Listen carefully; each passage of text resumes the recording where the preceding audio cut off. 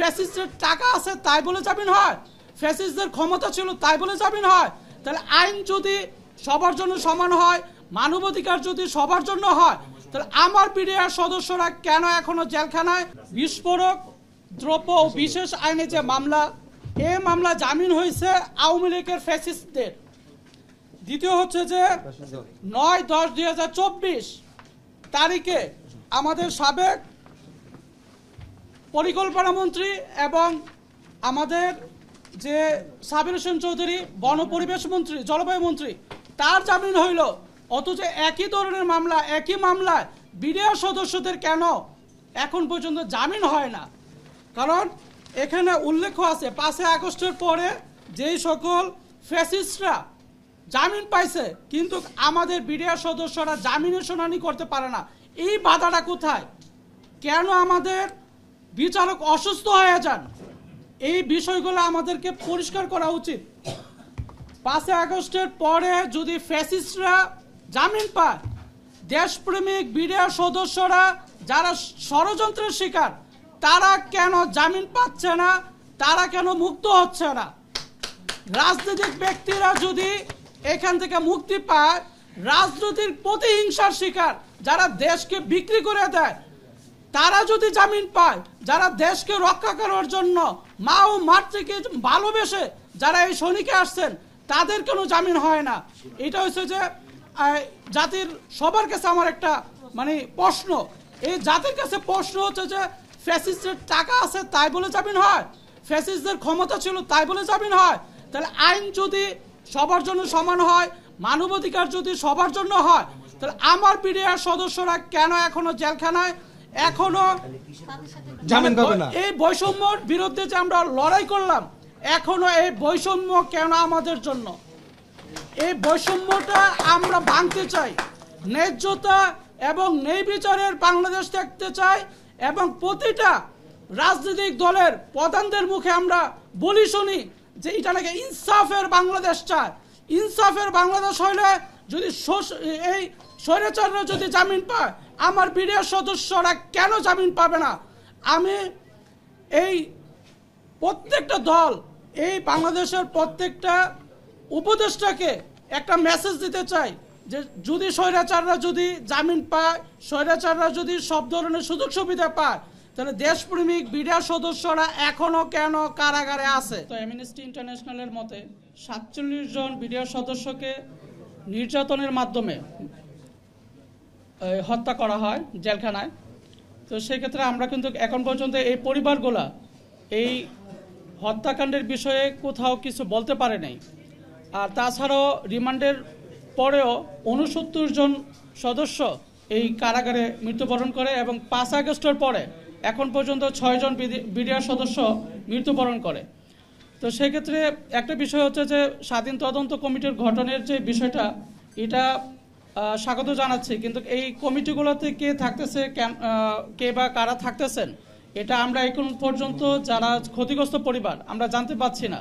সেক্ষেত্রে আমাদের দাবি হচ্ছে যে আমাদের শহীদ পরিবার থেকে একজন প্রতিনিধি এবং আমাদের ক্ষতিগ্রস্ত পরিবার থেকে একজন প্রতিনিধি যেন এই স্বাধীন তদন্ত কমিটিতে থাকতে পারে এবং আমাদের বিষয়গুলো যেন আমরা জানতে পারি। আর গত 5 আগস্টের পর এখন পর্যন্ত বিডিআর সদস্যরা কোনো ধরনের জামিন শুনানি করতে পারেনি। কোনো ক্ষেত্রে প্রথমবার বলা হচ্ছে যে পিপি নিয়োগ হয় নাই, দ্বিতীয়বার বলা হচ্ছে যে আদালতের স্থান সংকলন ঠিক হয় নাই, তৃতীয়ত বলছে যে পিপি নিয়োগ হয়েছে, পিপিরা সময় চেয়েছেন, চতুর্থবার আদালতের যে বিচারক অসুস্থ হয়ে গেছেন। তা আমার কথা হচ্ছে যে একটা আদালতের বিচারক অসুস্থ হইতে পারেন, সেক্ষেত্রে 375টা যে অ্যাপ্লিকেশন আছে, আমরা 16 বছরে এখন পর্যন্ত কেন এর জবাব বা এর কোনো সুষ্ঠু সমাধান পাইনি? এখন আমাদের মিডিয়া এবং সকলের কাছে একটা দাবি, এই সরকার যেহেতু আমাদের সরকার, এই সরকার যেহেতু জনগণের সরকার, আমরা বিপ্লব করে যেহেতু এই সরকার এনেছি, এই সরকারের কাছে আমাদের একটি বলা যে এই পিলখানা হত্যাকাণ্ডের বিষয়টা কোন জায়গায় বাধা আছে, বাধাটা বলুন, আমরা ওই বাধার বিরুদ্ধে লড়াই করব। কারণ আমরা গত 16 বছরে এই বাধা অতিক্রম করার জন্যই রাস্তায় ছিলাম, কারণ 5 আগস্টের পর্যন্ত আমরা মৃত ছিলাম। এই পিলখানা হত্যাকাণ্ড যেন একটি সুষ্ঠু তদন্ত বা একটি ন্যায় বিচার পায়, এই জন্য আমরা এবং যারা রিটায়ার্ড পার্সন ছিল সেনা অফিসার, তারাও কিন্তু এই বিপ্লবী সরকারের সাথে একগ্রতা ঘোষণা করে কিন্তু আমরা রাস্তায় ছিলাম। আমাদের বিডিআরের সৈনিকরাও এই বিষয়টাতে রাস্তায় ছিলেন।